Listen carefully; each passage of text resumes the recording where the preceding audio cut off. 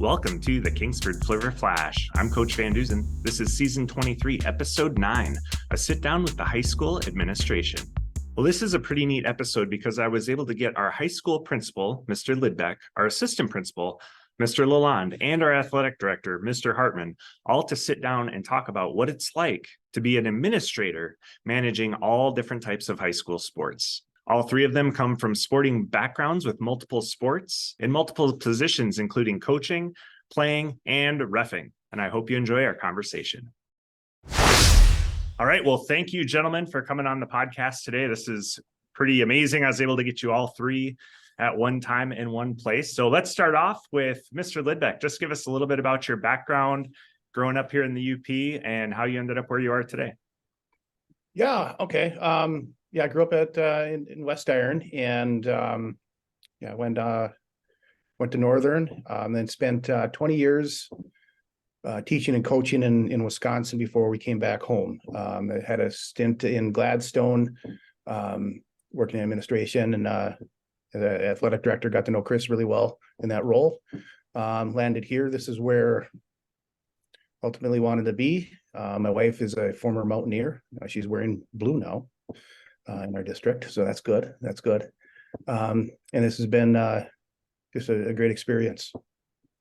That's awesome. And West Iron has a pretty strong football tradition as well. So we'll move to the assistant principal, Mr. LaLonde. Go ahead and give us a little bit about your background. I was a 2002 graduate of Kingsford High School.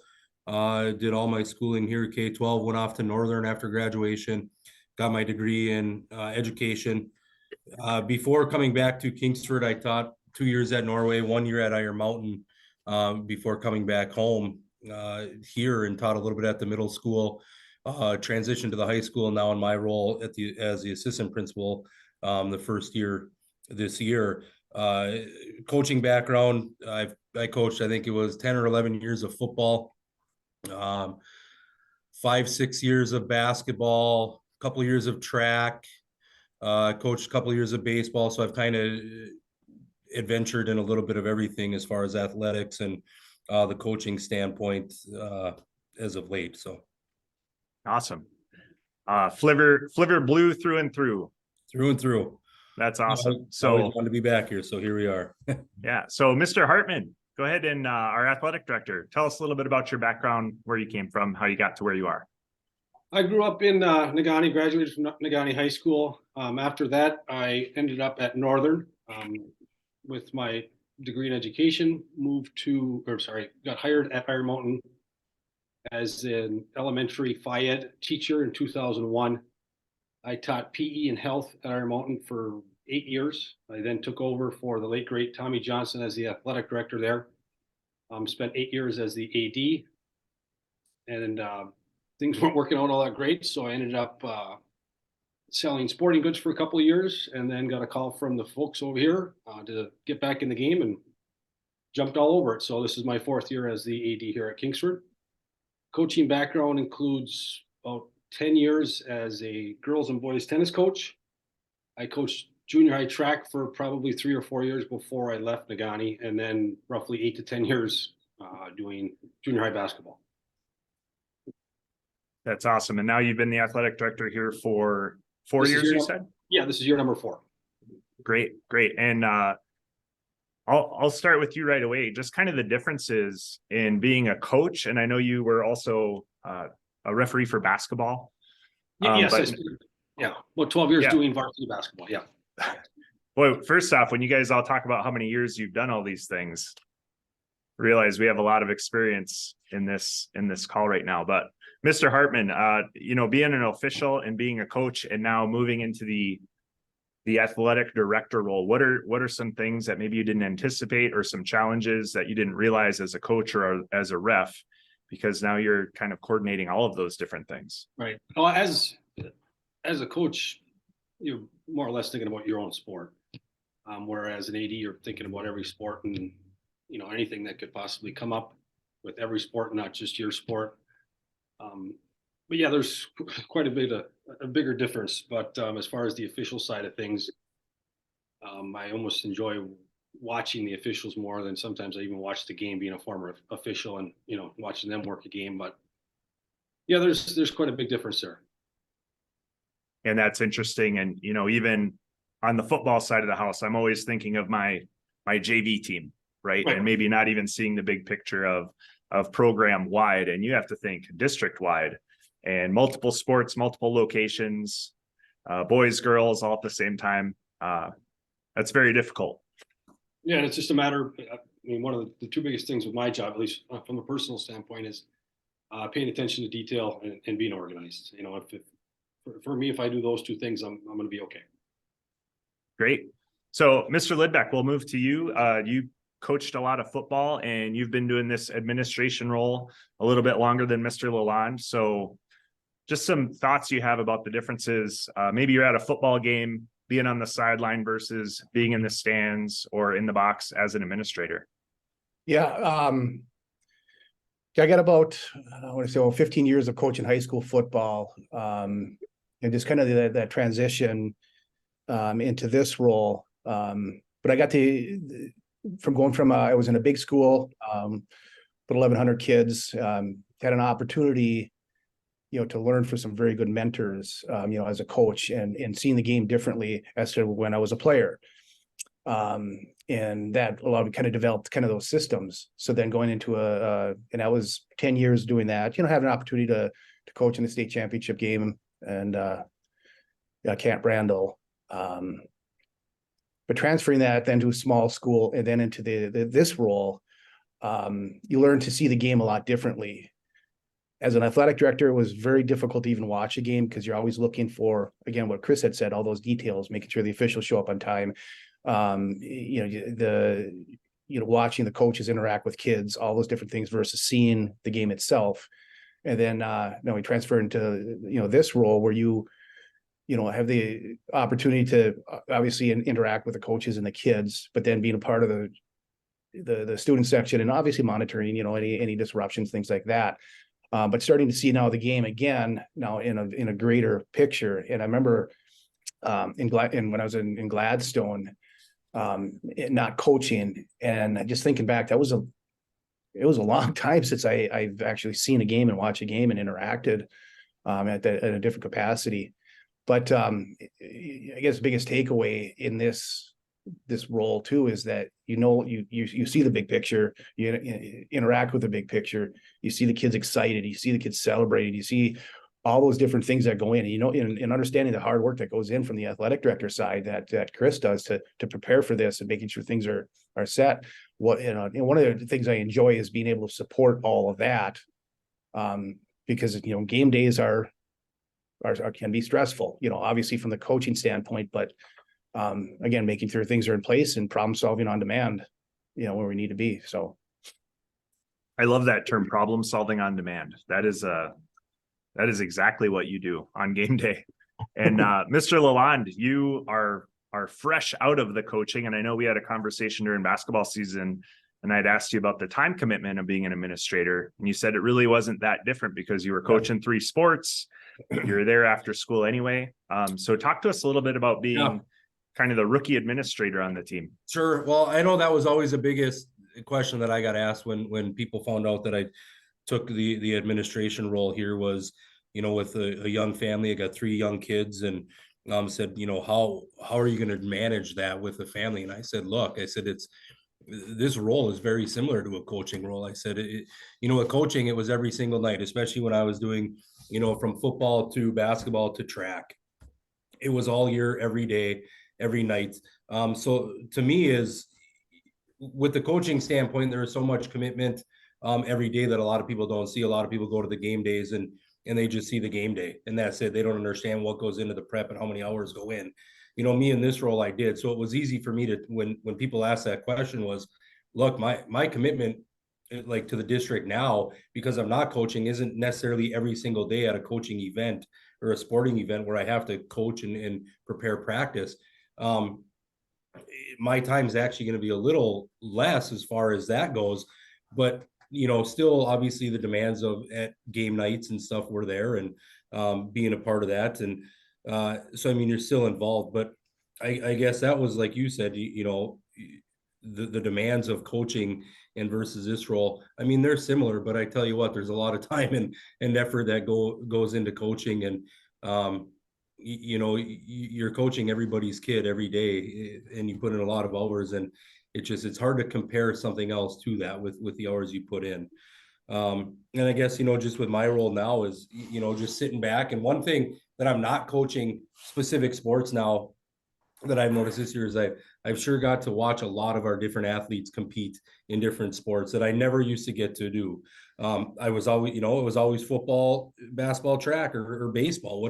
You know, that was all I got to see. Well, you know, I've got to watch a lot of girls basketball games this year, volleyball, and just went over to swim meets and watched our athletes compete at swimming and things that I've never had a chance to do before. And now with this role, give me that opportunity. And to me, that's what they are. They're opportunities. I don't feel like it's a time demanding, you know, I don't feel like it's a job when you're doing those things, because being sports oriented and you get to go watch all these other athletes compete, and the coaching side never leaves, because you know, the next day I'm always talking to kids about, hey, I saw you do this, and you know, and kind of those coaching moments. And you know, when kids know your background and know that you spent a lot of time coaching other kids or siblings, whatever that may be, through so many years, they really like that approach when you talk to them after an event, and you know, as an administrator, and you're coaching them in an athletic sense. I mean, it's a pretty cool connection as well. So yeah, there's a little bit of difference, but you know, it's all been good changes.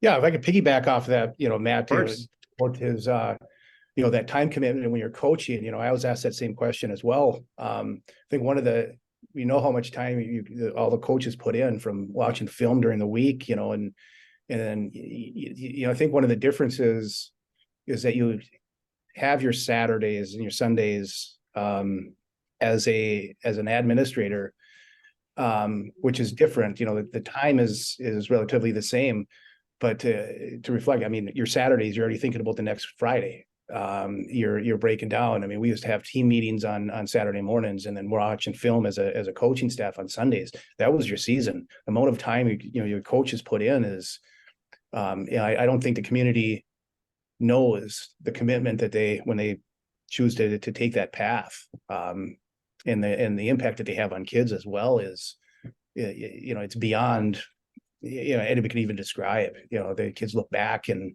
realize too, but you know, the time is the same but different, you know. But you know, we move from one season to the next, you know, when we're there supporting our kids, you know, and likewise what Matt said, you know, able to see a lot of the other sports and the kids compete. That's pretty fantastic. Yeah, and I just had that conversation with Brian Olson, because he played here at Kingsford and then played in college. And he said, then he moved into coaching. He said, the one thing I didn't realize, you know, as a player, gee whiz, the coach has me at this meeting and he has me at practice or whatnot. And he didn't realize how much time was outside of that. So that's great. And like you said, it's similar, but a little bit different with the time. Mm-hmm. So this has been a great conversation. I always end with the same question. Mr. Hartman, we're going to start with you. You see these kids all day, every day in the hallways, on the sports fields and whatnot. What is your advice for young Flivvers coming up through the system? I got about 30 8th graders that are just excited to play football. They've been in the weight room. And what's some advice you can give them so they can be successful in their high school career? I guess number one would be work hard. Show up every day, make a commitment, be accountable, be a good teammate, be respectful, obviously is a big one.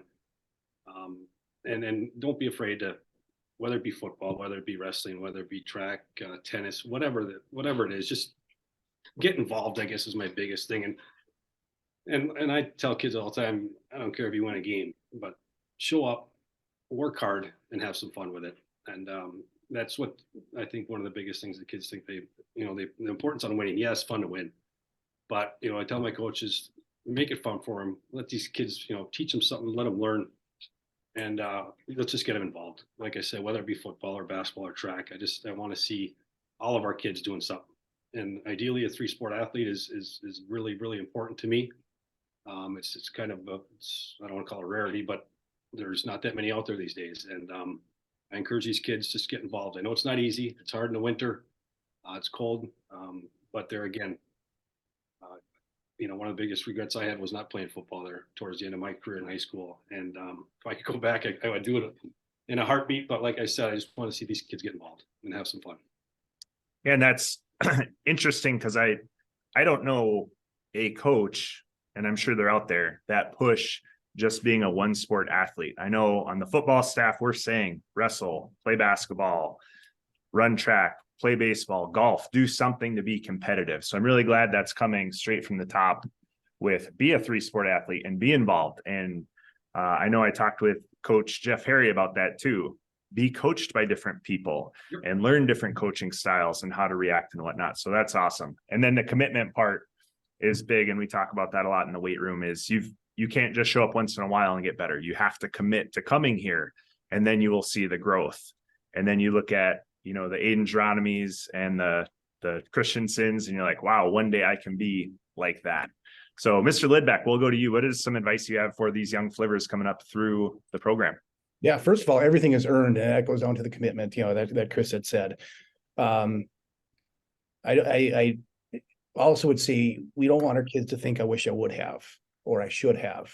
I could have done more. There's a lot of, we hear a lot of, former players that, hey, I wish I would have spent more time in the weight room, because that happens. And we don't want our kids to be that.